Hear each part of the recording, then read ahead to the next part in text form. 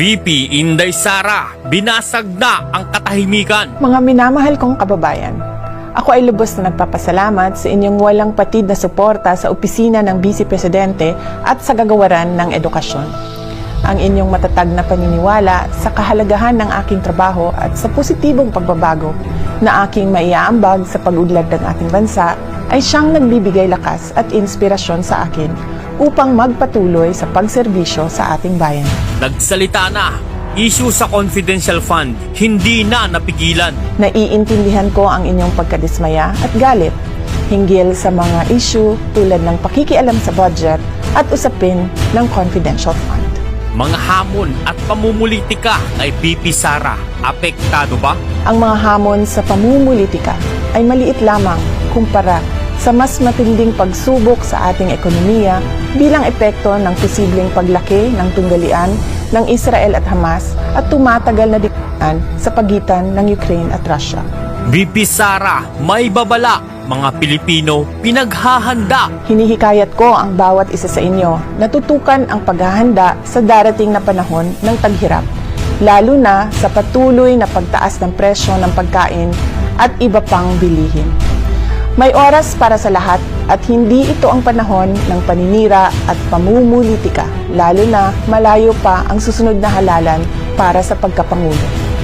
Higit na mahalaga ang ating pagkakaisa, pagtutulungan at pagiging handa para tiyakin ang ating mga pamilya ay ligtas at matatag sa darating na mga buwan.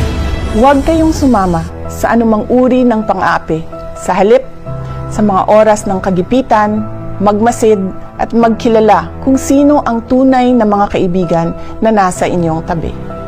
Lahat ng bagay sa mundo ay may kanya-kanyang panahon. May panahon ng kapanganakan, ayan. Panahon ng pagtatanim at pag-aani. Panahon ng pagsugod at paghilom. Panahon ng pagwasak at pagtatayo. Panahon ng pagluha at pagtawa. Panahon ng pagluluksa at pagsayaw.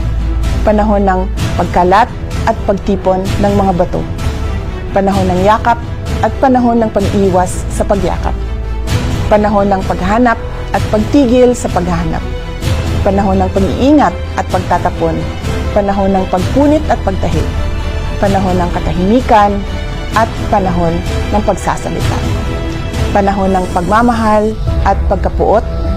Panahon ng digmaan at panahon ng kapayapaan. Sa bawat yugto ng ating buhay, mahalaga na piliin natin ang kabutihan, pagkakaunawaan at pagkakaisa.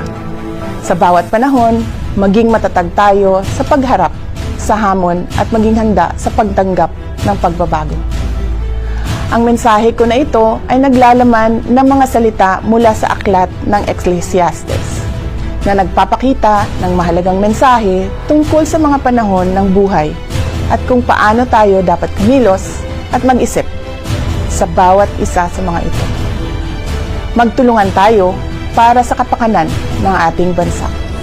Maraming salamat sa inyong patuloy na suporta at tiwala. Mga kababayan, patuloy tayo maging matatag sa pagtaguyod ng isang bansang makabata at mga batang makabansa.